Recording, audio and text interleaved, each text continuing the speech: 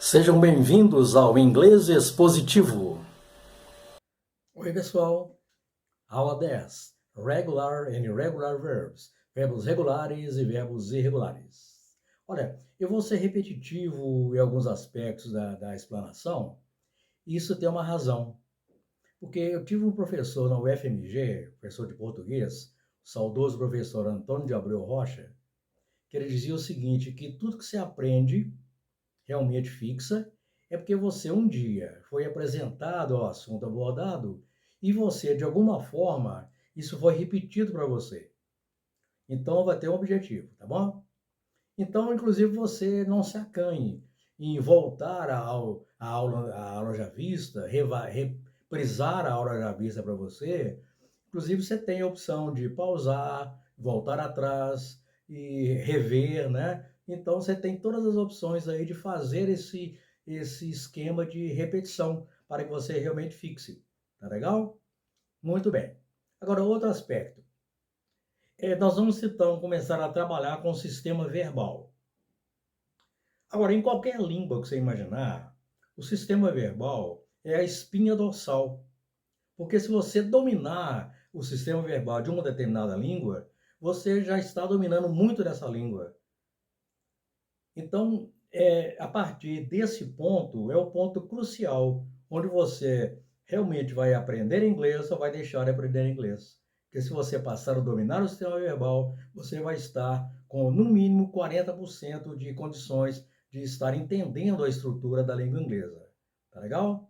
Então, vamos aos verbos regulares e irregulares. Vamos ver o que acontece com os verbos regulares e irregulares em inglês. Regular and irregular verbs. Olhe bem,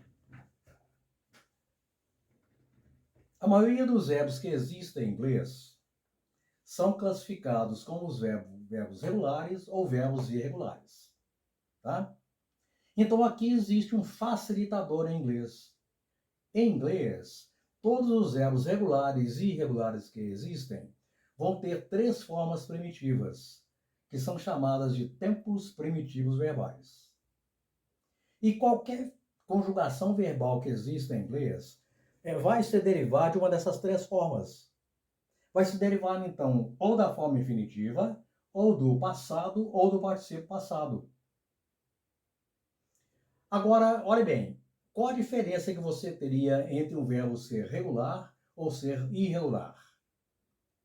Um verbo é classificado como regular quando ele tiver no passado e no particípio passado a terminação ed. Tá? Então, o verbo to like, significa gostar, ele é classificado como verbo regular. Por quê? Porque existe a terminação ed ao mesmo tempo aqui no passado e aqui no particípio passado. A mesma coisa acontecendo com o verbo love, que significa amar. Então, por que ele é classificado como verbo regular? Porque ele tem a terminação ed ao mesmo tempo do passado e no particípio passado. Bom, agora o verbo to show, que significa mostrar. To show, show it, shown. Ele vai ser classificado como regular ou como irregular. Ele vai ser classificado como irregular porque, apesar de haver a terminação ed aqui no passado, ela não existe no particípio passado. Então, ela é classificado como verbo irregular. Bom, vamos pegar o outro verbo aqui. Vamos pegar o verbo to cut, que é cortar. Tem as três formas iguais, né? To cut, cut, cut. Então, aparentemente aqui estaria, né, a característica da regularidade do verbo. Tem as três formas iguais, mas não tem nada a ver, não. O verbo to cut é irregular. Por que ele é classificado como irregular? Porque ele não tem a terminação ed em passado e particípio passado. Um outro exemplo, você tem o verbo to dive. Dive, dove, dived. É um verbo que seria classificado como verbo irregular. Por quê? Porque apesar de haver a terminação ed aqui no passado, no particípio passado, aliás, ela não existe aqui no passado. Então ela é classificado como verbo irregular. Apesar de que, né, esse verbo aqui tem a característica de ser regular ou ser irregular. Os tempos primitivos dele podem ser to dive, dived, dived. Ou então to dive, dove, dived. Então, ele pode ser regular e pode ser irregular. Agora, uma característica sobre a pronúncia dessa palavrinha aqui. de dove, que seria o particípio passado de dive. Essa palavra aqui pode significar como substantivo pombo, né? E vai ser pronunciado dove e não dove, tá? Dove é pombo. Tudo bem, então to dive, dove, dived seria então um verbo irregular. Indo aqui no verbo to swim, que é nadar. To swim, swam, swam. Você vai classificá-lo como verbo irregular, por quê? Porque não há terminação ed ao mesmo tempo aqui no passado e aqui no particípio passado. Tranquilo? Beleza. Agora, o verbo to be tem as três formas, né? Tem a forma de infinitiva, tem a forma de passado e tem a forma de particípio passado. Agora, apesar dele compor esse conjunto de regulares e irregulares, é um verbo especial, né? Você viu lá as características do verbo to be para presente, para passado, formação de negativa, formação de interrogativa, interrogativa negativa. É um verbo à parte entre os regulares e irregulares. É como se fosse um verbo exceção, apesar de haver as três formas primitivas. Aquilo que nós já vimos em aula anterior aí. Bom, agora há o seguinte. O de, que aparece no passado e no particípio passado de alguns verbos, esse de final não é pronunciado, comparando com o português, com o som do D do português. Porque é como se você pronunciasse o D até o meio caminho só. Então você tem aqui show it, tá? Você tem aqui dive it, tá vendo? Então o D é pronunciado apenas pela metade. Tranquilo? Beleza. Agora outra situação. O D final do passado e particípio passado dos verbos regulares, ele pode ser pronunciado como se fosse um T. Então, quando que isso vai acontecer? Vai acontecer o seguinte, quando a forma infinitiva do verbo tiver as terminações feitas em P, SS, SH, CH, PH, K ou então a letra X. Então você tem, por exemplo, aqui o verbo to leap, que é saltar. Então o passado você vai pronunciar leaped, tá? Você tem o verbo to kiss, que é beijar. O passado e o particípio passado serão pronunciados kissed, como se fosse um T final. O verbo to fish, que é pescar. Então, o passado e particípio passado desse verbo vai ser pronunciado fished. O verbo to touch, que é tocar. Então, você tem a terminação CH, o D final aqui vai ser pronunciado como se fosse um T. Então, você vai ter aqui, ó, touch it. Tá? Beleza? Bom, PH, você tem o triumphed, do passado e do particípio passado. Então, o D final aqui vai ser pronunciado como se fosse um T, em função dessa terminação PH aqui na forma infinitiva. O verbo to like, que é gostar, né? Então, como você tem um K aqui antecedendo ao sufixo final, formador de passado e particípio passado, o D final vai ser pronunciado como se fosse um T, like it. A mesma coisa acontecendo aqui com o verbo fix, que é fixar, consertar. Então, como você tem aqui um X terminando a forma infinitiva do verbo, esse D final aqui vai ser pronunciado como se fosse um T. Então, você vai ter ali, ó, fixed. Tranquilo? Beleza? Ficou transparente? Legal. Excelente. Vamos ver agora na prática como você faz para conjugar um verbo regular ou irregular em inglês no presente simples, que corresponde ao presente do indicativo em português. Olha, para qualquer verbo regular ou irregular que você tem em inglês, excetuando-se o verbo to be, que tem as suas características próprias, né? Você vai fazer o seguinte. Você vai utilizar a forma infinitiva do verbo, o primeiro tempo primitivo do verbo, retirar a partícula to, que compõe a forma infinitiva do verbo, e escrever o que restou e pôr os pronomes. Então, vamos tomar como exemplo o verbo to swim, que é nadar. To swim, swam, swam.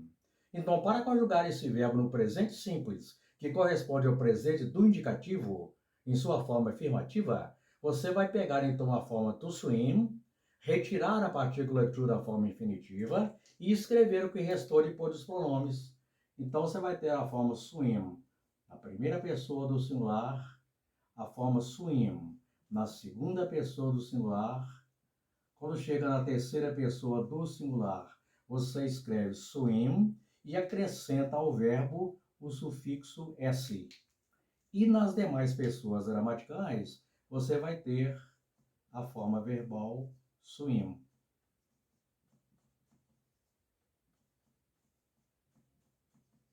Então você tem I swim, you swim, he, she, it swims. We swim, you swim, they swim. Então, olha que facilidade. Em português, você teria praticamente uma flexão verbal diferente para cada uma das pessoas gramaticais. Mas em inglês, como tudo é simples, mais sintético, olha o que acontece. Praticamente é a mesma flexão, né? A não ser aqui para a terceira pessoa do singular, onde você tem o adicionamento de um S. Agora, olha bem, esse S que foi adicionado aqui é só um sufixo. Tem nada a ver com a ideia de plural, tudo bem? Beleza. Bom, agora vamos pegar um outro exemplo. Vamos pegar o verbo to play, que é jogar, brincar, tocar instrumento musical, por exemplo, né? Então, temos o verbo to play, que são to play, play it, play it. Muito bem. O que você vai notar aqui? Você vai notar que a forma infinitiva do verbo é terminada em y antecedida por vogal. E nós vamos comparar aqui a pouquinho quando você tiver o y antecedido por consoante, tá? Vamos pegar primeiro quando você tiver y antecedido por vogal. Então, nesse caso, o que você faz? Você pega a forma infinitiva do verbo, retira a partícula to, que compõe a forma infinitiva do verbo, e coloca, então, o que restou depois dos pronomes. Então, você vai passar a ter aqui, ó, I play, you play.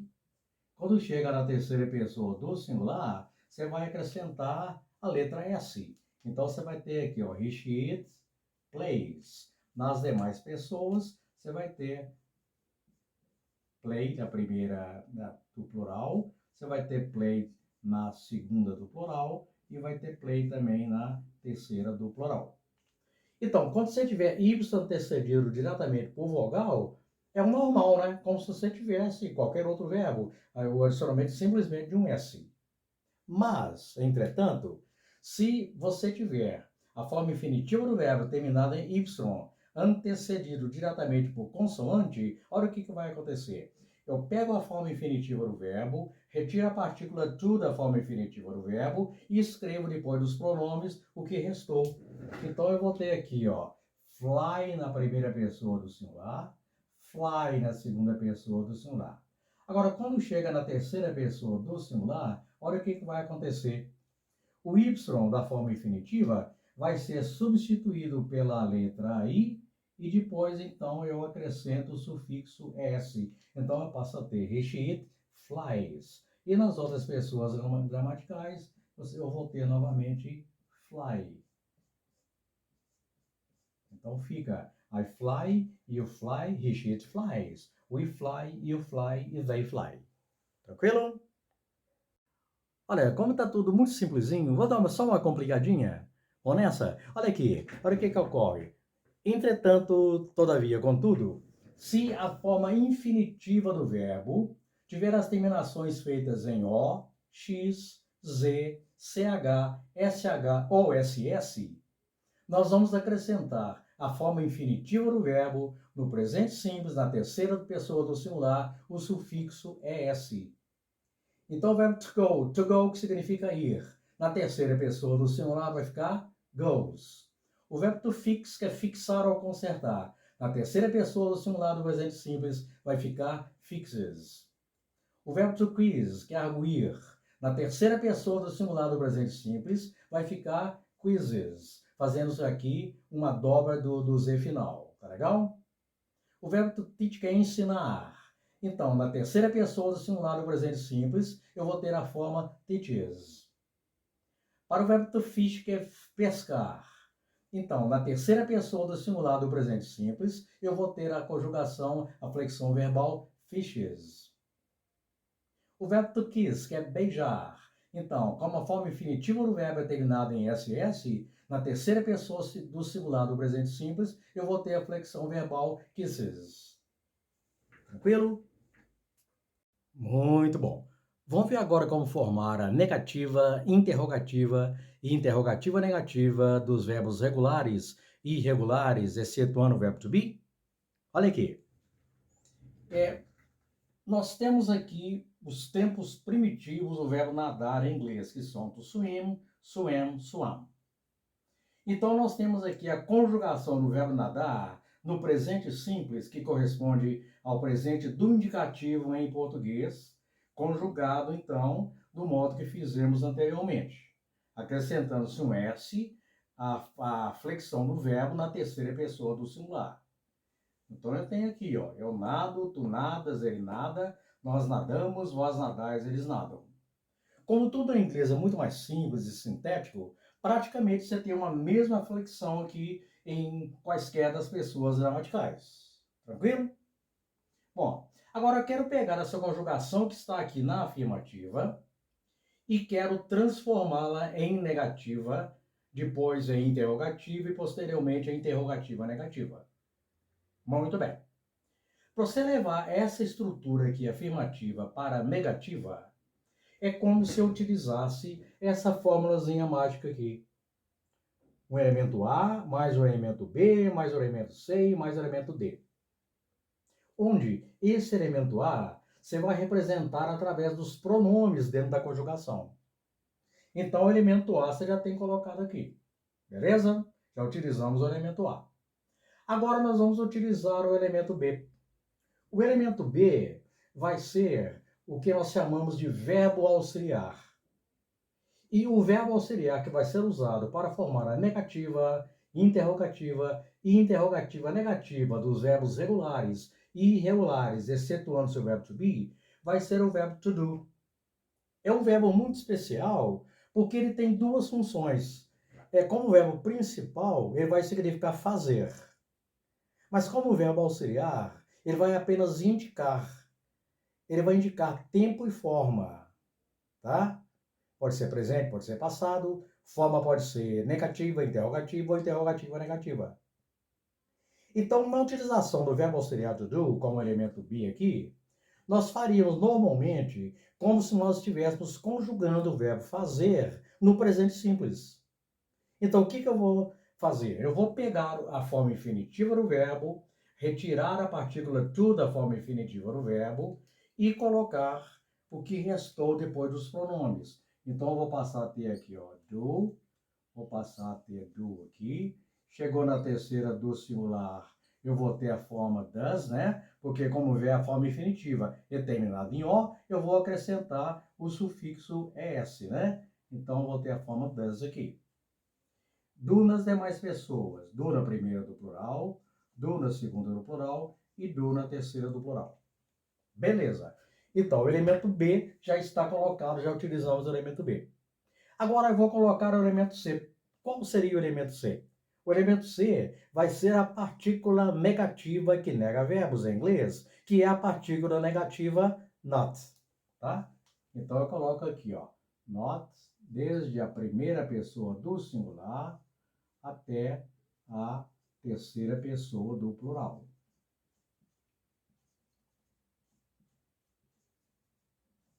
Beleza. Então, o elemento C já está colocado. Agora eu vou colocar o elemento D. Qual que seria o elemento D? O elemento D vai ser o verbo que nós estamos querendo levar para a negativa e que é o verbo principal, o chamado verbo principal. Então, qual que é o verbo que nós estamos levando para a negativa? É o verbo nadar, né? É o verbo to swim. Então, eu vou pegar a forma infinitiva do verbo que eu estou querendo levar para a negativa e colocar como elemento D. Então, o elemento D vai ser a forma verbal swim. Então, tem aqui, ó, swim na primeira do singular, swim na segunda do singular, swim na terceira singular, swim na primeira plural, swim na segunda plural e swim na terceira do plural. Ué, mas por que eu não coloquei um S lá na terceira pessoa do singular? O S não existe aqui porque ele já está no verbo auxiliar aqui, tá? Já está indicado aqui no verbo auxiliar. Bom, então está a negativa formada aqui. Agora, ainda na negativa, olha o que vai poder acontecer. eu vou poder fazer a elisão do verbo auxiliar com a partícula negativa, que nega verbos. Então, nessa elisão aqui, olha como que vai ficar. Eu vou ter o verbo auxiliar colocado aqui.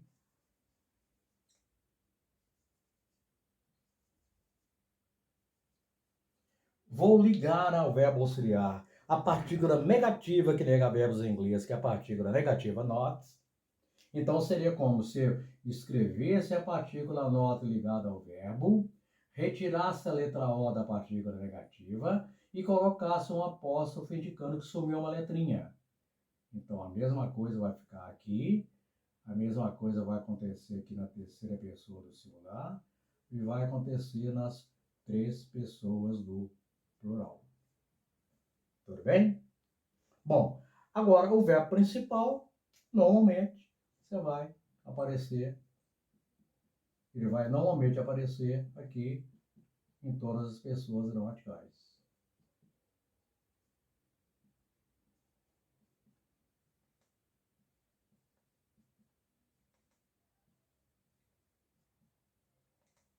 Beleza? Bom, então como que ficaria? Comparado com o português. Na primeira pessoa do singular como exemplo. Eu nado, I do not swim. Eu não nado, I don't swim. Eu não nado. Então você percebeu que o verbo auxiliar ali, ele não tem significado. Ele é apenas um elemento indicativo. Ele é elemento indicativo de tempo e de forma. Como ele está aqui no presente, e aqui no presente também, ele está indicando o tempo presente. E ele está indicando forma negativa aqui, por estar recebendo a partícula negativa. Tá? Agora, comparando como que seria a interrogativa. Na interrogativa, é como se eu utilizasse essa fórmulazinha mágica aqui. Elemento A, mais elemento B e mais elemento C. Onde o elemento A, na estruturação da interrogativa, é representado pelo verbo auxiliar.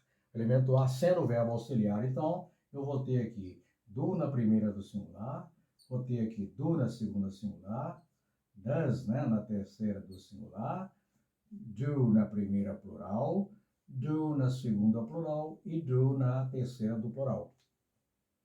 Então, o elemento A está colocado aqui, o elemento B você tem representado pelos pronomes, e vou colocar o elemento C. O elemento C vai ser o verbo principal em forma infinitiva, sem a partícula to. Então, eu vou ter aqui, ó, swim, da primeira do singular até a terceira pessoa do plural.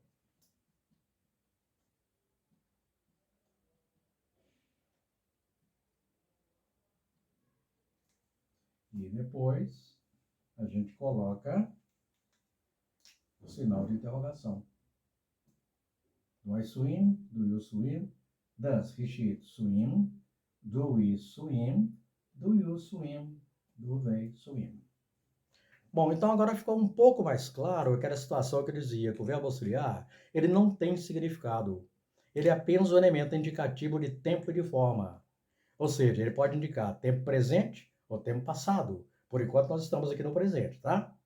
E pode indicar forma negativa ou pode indicar forma interrogativa. Então, o verbo auxiliar, na realidade, ele apenas ajuda, né? Por isso que ele é chamado de verbo auxiliar, porque ele ajuda a formação da negativa e interrogativa.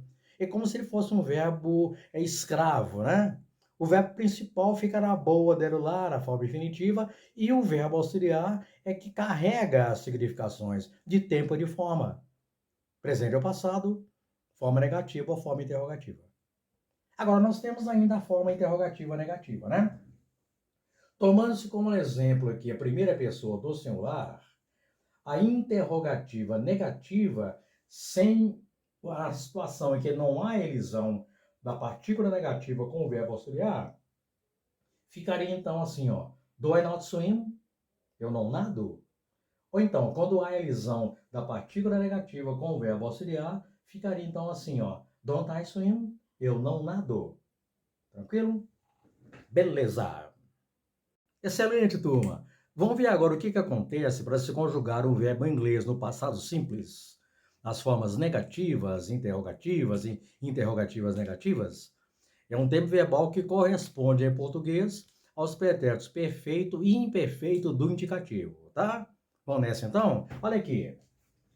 Eu tenho conjugado aqui o verbo nadar no passado, tá?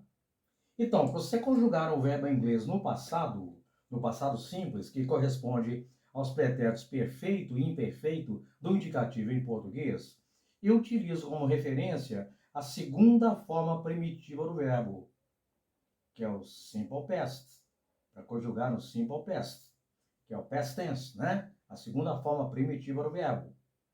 Então, olha bem, eu vou ter a mesma forma que é swim, da primeira pessoa do singular à terceira pessoa do plural. Olha como que é simples em inglês. Em português, você teria praticamente uma flexão diferente para cada uma das pessoas gramaticais, tanto no pretérito perfeito quanto no imperfeito do indicativo. Mas em inglês é tudo mais simples. Você vai ter uma mesma forma da primeira do singular à terceira do plural, tanto para o tempo correspondente aos pretéritos perfeito e imperfeito do indicativo em português. Então tá. Então nós vamos ter aqui o verbo nadar no passado, vai ter a forma swim, da primeira do singular até a terceira pessoa do plural. Então, eu nadei, tu nadastes, ele nadou, nós nadamos, vós nadastes, eles nadaram. Em inglês, só tem essa forma aqui para todas as pessoas gramaticais, o que é elemento muito facilitador. Isso válido, então, para todos os verbos regulares e irregulares, excetuando-se o verbo to be, que é um verbo à parte. Tranquilo? Beleza. Agora, eu quero pegar essa estruturação afirmativa ali e quero levar para a negativa. Bom, para a gente levar para a negativa, é como se eu utilizasse essa fórmulazinha mágica aqui, onde eu vou ter um elemento A, mais o elemento B, mais o elemento C e mais o elemento D. Onde o elemento A se representa através dos pronomes dentro da conjugação. Então, o elemento A eu já tenho colocado aqui. Agora, eu vou colocar o elemento B. O elemento B da nossa formulazinha aqui é o verbo auxiliar to do. Agora, raciocine comigo. Quando eu tinha o verbo nadar aqui no presente, eu usei o auxiliar conjugado no presente. Agora, pela lógica, eu tenho o verbo nadar aqui no passado. Em qual tempo eu vou utilizar o auxiliar? Logicamente, no passado. Qual que é o passado de to do? Did. Então, a forma did vai aparecer da primeira pessoa do singular até a terceira pessoa do plural, sem variação. Beleza. Então, o elemento B já tem colocado. Agora eu vou ter a colocação do elemento C. O elemento C é, então, a partícula negativa not, que nega verbos em inglês. Então, vamos colocá-la aqui, ó. Not vai aparecer desde a primeira pessoa do singular até a terceira pessoa do plural. Beleza. Tem o elemento C colocado. Agora eu vou colocar o elemento D. Qual que vai ser o elemento D? Vai ser o verbo principal. E o verbo principal vai aparecer em forma infinitiva sem a partícula to. Então, qual que é a forma infinitiva sem to de swam? É to swim. Então, como é a forma infinitiva sem to, eu pego essa forma infinitiva, retiro o to da forma infinitiva e coloco o que restou. Então, o que restou é a forma verbal swim, que vai aparecer da primeira pessoa do singular até a terceira pessoa do plural.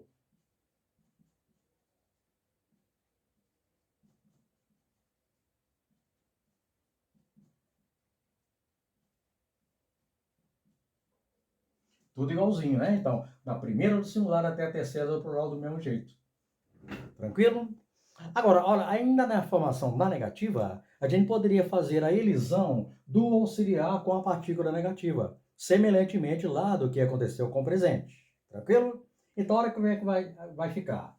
O elemento A já está colocado aqui. Então, seria aqui como se eu pegasse o verbo auxiliar, ligasse a ele a partícula negativa not, que nega verbos em inglês, como se eu retirasse a letra O da partícula negativa e colocasse um apóstrofo indicando que sumiu uma letrinha. A mesma coisa vai acontecer em todas as outras pessoas gramaticais. Então, eu vou ligar a forma verbal did, que é o verbo auxiliar, eu vou ligar a ele a partícula negativa not, retirando a letrinha O da partícula negativa, colocando o apóstrofo, indicando que sumiu uma letrinha. Tranquilo? Agora, eu vou colocar o verbo principal em forma infinitiva sem to, normalmente. Então, vai aparecer aqui a forma verbal swim, aqui, aqui, aqui, aqui e aqui. Do mesmo jeitinho, da primeira do singular até a terceira pessoa do plural. Então, comparando-se com o português, como exemplo ali a primeira pessoa do singular, eu tenho aqui, ó, I swam, eu nadei. I did not swim, eu não nadei. I didn't swim, eu não nadei. Tranquilo? Bom, vamos ver agora como que seria a formação da interrogativa no simple past tense, que corresponde aos pretéritos perfeito e imperfeito do indicativo em português. Seria como se eu estivesse utilizando essa formulazinha mágica aqui, ó. A mais B mais C. Em vez de D aqui, né? Vamos colocar aqui C. Onde o elemento A vai ser representado pelo verbo auxiliar. Como eu tenho o verbo nadar aqui no passado, eu vou utilizar o verbo auxiliar no passado. Então, eu vou ter a forma verbal did, que é o passado do verbo to do, que aparece como verbo auxiliar aqui.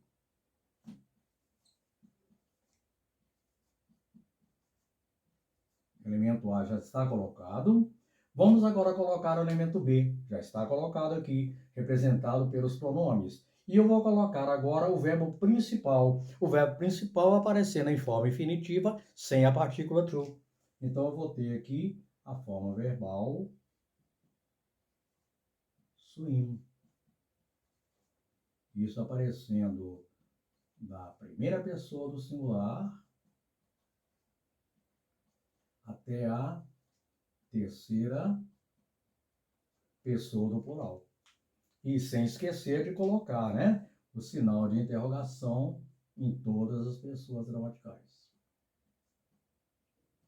Então, comparando-se com o português, eu vou ter aqui, ó, eu nadei, I did not swim, eu não nadei, I didn't swim, também eu não nadei, e lá, did I swim, eu nadei. Então, no passado, fica mais tranquilo de se mostrar que o verbo auxiliar não tem significado. Ele é apenas um elemento indicativo de tempo e de forma.